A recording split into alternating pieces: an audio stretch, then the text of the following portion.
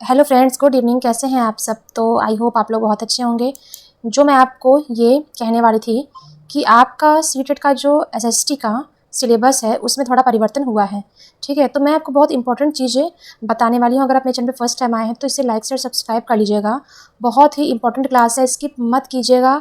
और मैं आपको बहुत ही इंपॉर्टेंट चीज़ बताने वाली हूँ आपके एग्ज़ाम से संबंधित कि आपको क्या करना है, कैसे पढ़ना है। इसलिए कि मैंने भी मतलब सीटेट का एग्ज़ाम फर्स्ट अटेम्प्ट में ही क्वालिफ़ाई किया था। ठीक है, तो मैं कैसे पढ़ी थी, क्या की थी। ठीक है, अब आपका थोड़ा-सा क्या है कि देखिए आपका 7th और 8th क्लास का जो भी एसएसटी है, ठीक है, 7th और 8th क्लास का वो आपका सेम है। उसमें आपका चेंजिंग बिल्कुल भी नहीं हुआ है। सबकी एक अलग-अलग जो बुक थी, आपका हिस्ट्री का, पॉलिटी का और आपका ज्योग्राफी का वो है, वो एज़ इट इज़ है। ठीक है, ओके। लेकिन आपका क्लास 6 का, ठीक है, क्लास 6 का आपका बुक चेंज हो गया है। तो अब जो अलग-अलग बुक थी, जो आपकी पॉलिटी की, हिस्ट्री की, ज्योग्राफी की अलग-अलग बुक थी, उन सभी को पूरा एक में ही कर दिया गया है। ठीक है, और कुछ चीज़ों को अब देखिए क्या है कि देखिए 6 में आपने जो भी ज्योग्राफी में पढ़ा, जो भी हिस्ट्री में पढ़ा, ठीक है, वो सब अलग नहीं है। अलग नहीं है, लेकिन कुछ स्टेटमेंट अलग है। ठीक है, तो अगर अब आपको ये सभी को पता है कि फैक्चुअल क्वेश्चन तो सीटेट पूछता ही नहीं है। ठीक है, वो लाइन बाय लाइन कहीं से भी कोई भी स्टेटमेंट उठाकर दे देता है। और हमें ये, अगर हमने अच्छे से बुक पढ़ी है, अगर हमने डिटेल बुक पढ़ी है, तो ही हम समझ पाएंगे कि क्या सही है और क्या गलत है। तो अगर अभी तक आपने स्टार्ट नहीं किया है, अपना पढ़ाई स्टार्ट नहीं किया है, तो आप अभी उसको स्टार्ट कर सकते हैं।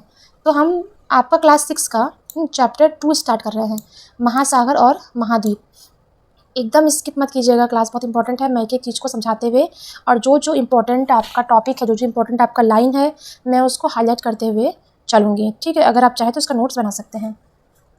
तो आइए हम लोग स्टार्ट करते हैं। देखिए, सबसे पहले हम लोग जान सकते हैं कि महासागर और महाद्वीप। महासागर और महाद्वीप में अंतर क्या है। महासागर जो है वो प्रकृति का विस्तृत भंडार है। ठीक है, महासागर जो है वो बहुत ज़्यादा, मतलब आप इसको नाम से ही समझ सकते हैं कि सागर का बहुत ही विस्तृत भाग महासागर। और द्वीप, द्वीप जो आपका होता है वो उसका द्वीप का विस्तृत भाग महाद्वीप कहलाता है। तो हमें इसके बारे में पढ़ना है कि हमारे पृथ्वी पे महासागर, महाद्वीप, जल हमारा कितना परसेंट है, मतलब हम ऑल ओवर ये सभी चीज़ इंपॉर्टेंट हम लोग याद पढ़ने वाले हैं। तो देखिए, जूल्स वर्ने ने 1817 में कहा है, क्या कहा है हम लोग देख लेते हैं। महासागर ही सब कुछ है। यह पृथ्वी के 7/10 भाग में पर व्याप्त है। इसकी श्वास शुद्ध और स्वस्थ है। यह विस्तृत निर्जन स्थल है जहाँ मानव कभी अकेला नहीं हो सकता, क्योंकि यहाँ वह जीवन का अपने आसपास ही अनुभव करता है। महासागर प्रकृति का विस्तृत भंडार है। अगर एक अलग शब्द में कहा जाए तो संसार का आरंभ महासागर से हुआ है, और कौन जानता है कि इसका अंत इसी में न हो। तो ये बात कौन कही है? जूल्स वर्ने जी ने कही है। कब? 1870 में। अब देखिए, ये आपका पृथ्वी है। ठीक है, इसमें हमें ये चीज़ देखना है कि अगर पृथ्वी को अगर हम देखते हैं, अगर हम लोग चांद पे से, ठीक है, अगर पृथ्वी को हम लोग देखते हैं किसी और ग्रह से, तो हमारी पृथ्वी कैसी दिखाई पड़ेगी? कौन सा भाग सबसे अधिक हमें दिखाई पड़ सकता है, किस रंग की दिखाई देगी? तो सबका जवाब होगा नीले रंग की। नीले रंग की। तो यही है कि यहाँ पे देखिए कि सब लोग इस उत्तर का अनुमान कर सकता है कि ये जो ब्लू कलर का है ये क्या हो सकता है? जल। तब इसका अर्थ है कि पृथ्वी का अधिकांश सतह जल से घिरा हुआ है, और वास्तव में पृथ्वी का 3/4 भाग जल से घिरा हुआ है। इसके कारण अंतरिक्ष से देखने पर पृथ्वी नीली दिखाई पड़ती है। इसलिए आरंभिक अंतरिक्ष यात्रियों ने स्नेहपूर्वक पृथ्वी को नीला ग्रह कहकर पुकारा है। ठीक है, तो किसी और ग्रह से जो अंतरिक्ष यात्री हैं, अगर पृथ्वी को वो देखते हैं तो वो पृथ्वी जो है उन्हें वो ब्लू कलर की दिखाई पड़ती है, क्योंकि वो सबसे अधिक जो वहाँ पे भाग है वो आपका पानी का है। ठीक है, इसीलिए पृथ्वी को नीला ग्रह का नाम दे दिया गया है। ठीक है, चलिए आगे बढ़ते हैं। ग्लोब पर हम जो सबसे बड़ी जल राशियाँ देखते हैं उन्हें महासागर कहते हैं। जो पृथ्वी पर सबसे ज़्यादा भाग जल का दिखता है उसे महासागर कहते हैं। और यहाँ पे आइए देख लेते हैं कि अगर जो ग्लोब के लगभग 1/4 भाग में फैला हुआ है, वह भूमि का रंग है। अब जो भूमि है वह कहाँ, कितने दूर में फैला हुआ है? ग्लोब पर अगर आप देखेंगे तो 1/4 भाग पे फैला हुआ है। भूमि के एक बड़े भाग को भूखंड कहते हैं। हाँ, और भूमि के एक बड़े निरंतर विस्तार को महाद्वीप कहते हैं। तो यही है आपका कि भूखंड किसे कहते हैं, महासागर किसे कहते हैं, और आपका पृथ्वी पर जल कितना % है। तो ये सारे क्वेश्चन आपके बन सकते हैं। चलिए ये देखिए, एक क्वेश्चन यहाँ से भी बन सकता है। ये फैक्ट वाले क्वेश्चन एग्जाम में तो आते ही हैं। भारतीय नौसेना के प्रतीक चिन्ह पर आदर्श वाक्य शम नौ वर्ण अंकित है। इसका अर्थ है, हे वर्ण हमारे लिए कल्याणकारी हो। यह महासागर आकाश और जल से संबंधित वैदिक देवता व वरुण की स्तुति है। मतलब जो भारतीय नौसेना वाले हैं, ये उनके वर्दी पर छपा होता है और लिखा होता है, जिसका अर्थ ये आपके सामने है। चलिए आगे देखते हैं। अब देखिए हम लोग यहाँ से पढ़ लेते हैं कि पृथ्वी पर जल और भूमि कितना % है, कितना कितना भाग बटा हुआ है जल का और आपके भूमि का, मतलब लैंड का। यहाँ से देखिए इंपॉर्टेंट चीज़ें देख लेते हैं। यहाँ भी ब्लू कलर की आपकी महासागर और उनके छोटे छोटे विस्तार कौन कौन से होते हैं, सागर होते हैं, बंगाल की खाड़ी मतलब बे ऑफ बंगाल होता है आदि, ये सारे आपके जल वाले ही भाग होते हैं। ये देखिए हम लोग देख सकते हैं कि समुद्र में जीवन कैसा होता है। ठीक है, समुद्री एनिमोन पर तारामीन फिश है, ये देख सकते हैं, शार्क है, ये वेल है और उसका बच्चा शिशु, ये है आपका डॉल्फिन, ये शैवाल, ये जो पानी में जो ये उगते हैं शैवाल, और ये देखिए, तो ये ऐसा जीवन है पानी के अंदर का। चलिए हम देख लेते हैं। पृथ्वी पर उपलब्ध जल का अधिकांश भाग महासागर में है, और यह जल जो है, जो आपका महासागर का जो जल होता है वह कैसा होता है, वो खारा होता है। तो उसका जो भी उपयोग है वो बहुत लोग मतलब कि मानो जो है उसका उपभोग कर नहीं पाते हैं। तो उसका इस्तेमाल वो कैसे करते हैं, चाहे वो फ़िल्टर लगा देते हैं, चाहे बड़े बड़े स्टेट में क्या होता है कि पानी साफ़ करने वाली मशीन होती है, तो उसको साफ़ करते हैं, फिटकरी वगैरह से साफ़ करते हैं, आरओ वगैरह लगा लेते हैं, तो इससे वो उस जल का इस्तेमाल कर लेते हैं। लेकिन आपका जो पीने वाला जल है वह जल के पृथ्वी के जल संसाधनों में अत्यल्प हिस्सा है, और यह आपका कहाँ से आता है, ग्लेशियर से, नदी, झील, वायुमंडल और भूमिगत जल से के रूप में व्याप्त होता है। देखिए जो आपका खारा पानी है वो आपके पीने योग्य तो बिल्कुल भी नहीं होता है। और आपका जो पीने वाला जल होता है, जो पेयजल होता है, वो आपका कहाँ से आता है, ग्लेशियर से आता है, झील से और नदियों से, रिवर वगैरह से वो आपका आता है। महासागर के बारे में हम लोग देख लेते हैं। प्लीज़ अगर आपने चैनल को सब्सक्राइब नहीं किया है तो इसे लाइक शेयर सब्सक्राइब कर लीजिएगा। बहुत ही इंपॉर्टेंट क्लास है, सिलेबस चेंज हुआ है, और प्लीज़ उससे डिटेल पढ़िए और आप नोट्स बनाइए। आपसे रिक्वेस्ट है, हम्बल रिक्वेस्ट है आपसे। विश्व के मानचित्र से हम 5 महासागर देखते हैं। कौन कौन से, देखिए यहाँ से क्वेश्चन पूछ सकता है कि आपके कौन कौन से महासागर, प्रशांत महासागर, अटलांटिक महासागर, हिंद महासागर, आर्कटिक महासागर और दक्षिण महासागर को हम देखते हैं। अब यहाँ पे आइए, देखिए समुद्री जल जो है वो विभिन्न महासागरों में बहता रहता है, जो विविधतापूर्ण समुद्री जीवन को समृद्ध करने में सहायक है। अनेक प्रकार के जो पौधे होते हैं, जीव जंतु होते हैं, उनकी विभिन्न प्रजातियां जो होती है इन्हीं महासागर में पाई जाती है। जो समुद्री वनस्पति जगत में जो छोटे छोटे पौधे हैं, शैवाल वगैरह हैं, वो भी होते हैं, सम्मिलित होते हैं। हजारों प्रजातियां जो हैं, रंगीन फिश की होती हैं, डॉल्फिन की होती हैं, वेल की होती हैं, अनगिनत रहस्यमयी गहरे समुद्री जीव वहाँ पे शामिल हैं। मतलब महासागर की गहराई को माप पाना बहुत ही मुश्किल है। वहाँ पे जो प्रजातियाँ हैं फिश वगैरह की, वो इतनी हैं कि मतलब इसका अनुमान कर पाना भी बहुत मुश्किल है।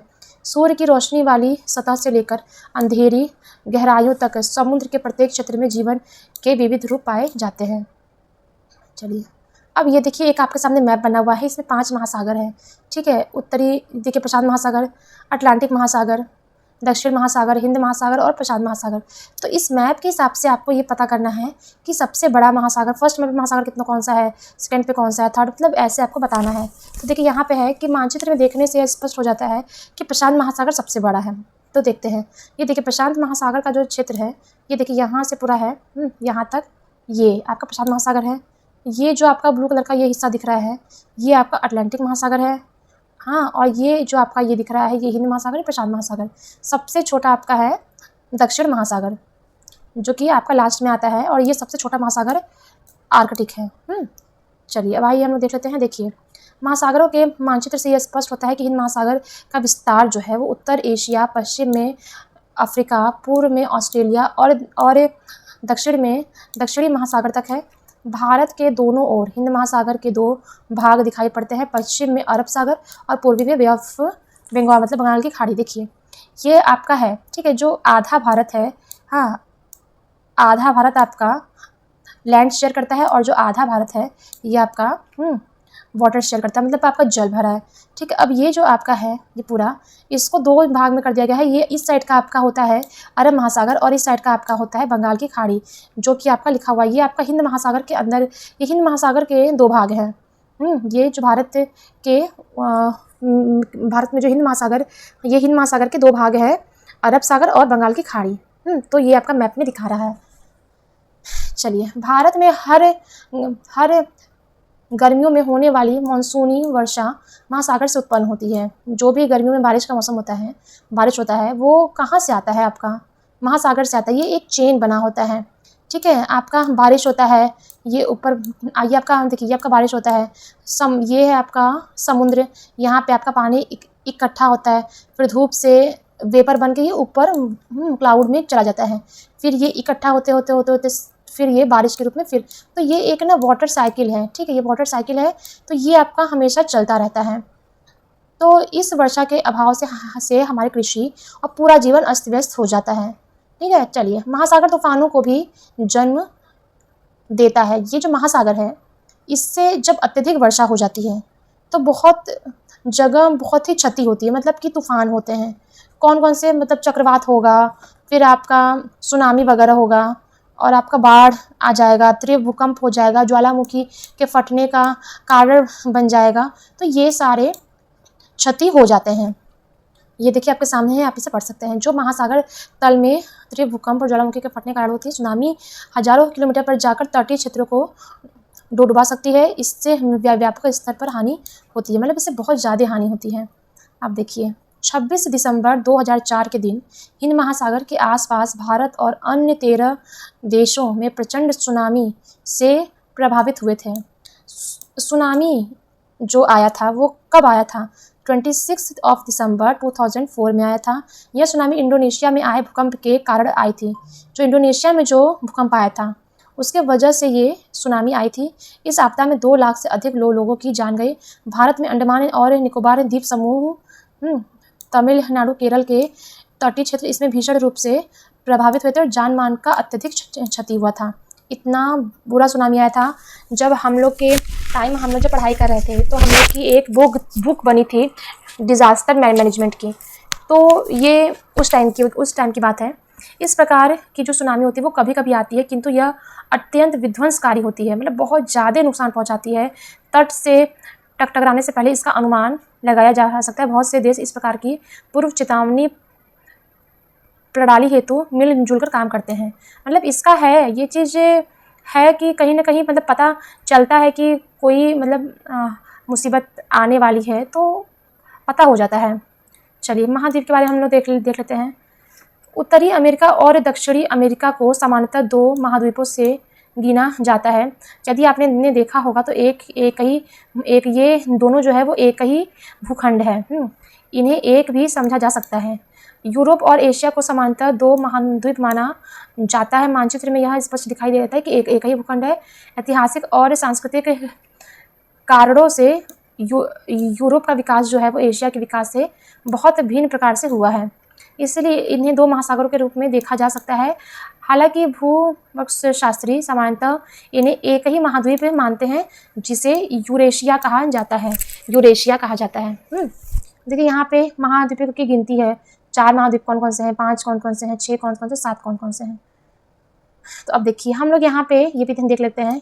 जो आपका ओलंपिक होता है, ओलंपिक खेल, ये उसके ना साइन है, मतलब ये है उसका प्रतीक। इसमें क्या होता है कि एक प्रत्येक ओलंपिक के 5 छल्लों को अवश्य देखा होगा। यह छल्ले विश्व भर में खिलाड़ियों के एकत्र होने का प्रतीक हैं। इन छल्लों को 5 बसे हुए महाद्वीप, मतलब अफ्रीका, अमेरिका, एशिया, ऑस्ट्रेलिया और यूरोप का प्रतिनिधित्व करने के लिए चुना गया है। ये जो अलग अलग जो रिंग हैं, ये 5 महाद्वीप को मतलब प्रदर्शित करते हैं। ये है आपका, देखिए, ठीक है। अब यहाँ पे हम लोग थोड़ा सा द्वीप के बारे में पढ़ लेते हैं कि भूमि के कुछ छोटे छोटे भाग छूट गए हैं।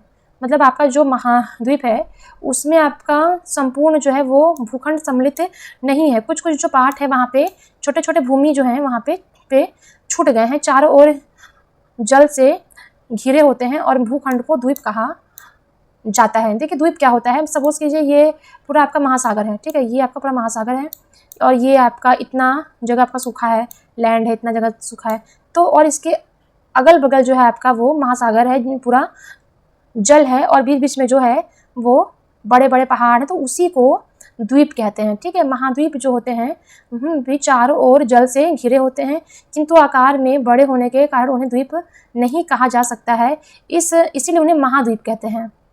चलिए एक फैक्ट और हम लोग देख लेते हैं, यहाँ से क्वेश्चन आपका बहुत बनता है, ये वेरी वेरी इंपॉर्टेंट है, आप इसे देखते हैं। विश्व का सबसे बड़ा द्वीप कौन सा है? ग्रीनलैंड। हाँ, ग्लोब और मानचित्र में उसे ढूंढिए। उसके आकार को समझने के लिए आपको भारत के सबसे बड़े 10 राज्य के क्षेत्रफल को जोड़ना होगा। चलिए, भारत के 1300 से अधिक द्वीप हैं, इसमें प्रमुख 2 हैं, बंगाल की खाड़ी और अंडमान एंड निकोबार द्वीप समूह एवं अरब सागर में लक्षद्वीप का जो समूह है ये है। 1981 में भारतीय अंटार्कटिका कार्यक्रम के अंतर्गत अंटार्कटिका में अन्वेषण किया जा रहा था। हाँ, अंटार्कटिक जो है वो ऐसा महाद्वीप है, ये देखिए यहाँ से ऐसा महाद्वीप है जहाँ की जलवायु बहुत अधिक ठंडी और कठोर होती है। लेकिन 1983 में भारत ने अंटार्कटिक में दक्षिणी गंगोत्री के नामक पहला वैज्ञानिक बस स्टेशन स्थापित किया था, ठीक है। तो ये हो गया आपका इम्पोर्टेंट चीज़। तो यहाँ से ना आपका क्वेश्चन बनता है, सिर्फ आपको इसको आराम से डिटेल पढ़ना है। चलिए, महासागर और जीवन थोड़ा थोड़ा हम पढ़ाएंगे। अगर आपको ये पूरा पढ़ना है तो आप आराम से इसको पढ़ सकते हैं, लेकिन जो मैं मेन टॉपिक है वो पढ़ाऊंगी। ऐसे तो आपका वीडियो बहुत ही लंबा हो जाएगा, 1 घंटे का हो जाएगा और आपको बहुत ही बोर समझ में आने लगेगा और आप कुछ भी समझ में आपको नहीं आएगा। चलिए, महासागर के बिना वर्षा नहीं होती है। जहाँ महासागर होते हैं वहाँ वर्षा होती है, तो पृथ्वी मरुस्थल बन जाएगी। जब अगर जहाँ वर्षा नहीं होगी तो पृथ्वी का क्या हाल होगा? मरुस्थल बन जाएगी। दुनिया भर में आधी ऑक्सीजन जो है महासागर का जो वनस्पति है वहाँ का जो जगत है वो उत्पन्न करता है। इन्हें पृथ्वी के फेफड़े कहे जाते हैं। इन्हें पृथ्वी का फेफड़ा कहा जाता है। तो यहाँ से और क्वेश्चन आपका इम्पोर्टेंट है नहीं है। अब आइए यहाँ पे हम लोग देख लेते हैं कि आपका राष्ट्र ने 8 जून को विश्व महासागर दिवस के रूप में घोषित किया है। 8 जून को आपका क्या होता है? विश्व महासागर दिवस आपका होता है। अब देखिए, अब ये लास्ट है, आगे बढ़ने से पहले हम लोग थोड़ा सा कुछ चीज़ पढ़ लेते हैं। अब इसके बाद आपका चैप्टर 3 आएगा और हर एक चैप्टर एक दूसरे से रिलेट करते हैं। अगर आप बीच से 3rd चैप्टर पढ़ लेंगे तो आपको समझ में आने वाला है नहीं, आपको फर्स्ट पे पढ़ना पड़ेगा, सेकंड पढ़ना पड़ेगा, तब आगे आपको धीरे धीरे समझ में आएंगी। तो देखिए, आगे बढ़ने से पहले हम लोग देख लेते हैं कि पृथ्वी की जो सतह है वो विस्तृत जलाशय को महासागर और विशाल भूखंड को महाद्वीप कहते हैं, ठीक है। इसमें कितने होते हैं? 7 महाद्वीप के रूप में इन्हें गिना जा सकता है। दक्षिण गोलार्ध की तुलना में उत्तरी गोलार्ध में स्थल भाग अधिक है। उत्तरी गोलार्ध का मतलब कि ये मान लीजिए हो गया, ठीक है, ये आपका हो गया उत्तर, ये आपका हो गया दक्षिण। तो आपका ये इतना पूरा भाग जो है आपका ऊपर का जो भाग है ये आपका इस स्थल भाग है, यहाँ पे स्थल भाग आपका अधिक है। महासागर सभी प्रकार के समुद्री जीवन को पोषित करता है और विश्व की जलवायु में महत्वपूर्ण भूमिका निभाते हैं। अत्यधिक मानवीय गतिविधियों के कारण इन पर गंभीर प्रभाव पड़ता है। इन्हें सामूहिक रूप से संरक्षित करने की आवश्यकता है, ठीक है। तो यही है आपका इतना चैप्टर। अब यहाँ पे आपका चैप्टर खत्म हो गया। तो आई होप आपको क्लास मेरी पसंद आई होगी। तो अगर आई है तो प्लीज़ इसे लाइक से सब्सक्राइब कर लीजिएगा। आज के लिए बस इतना ही। Okay, bye bye, thank you.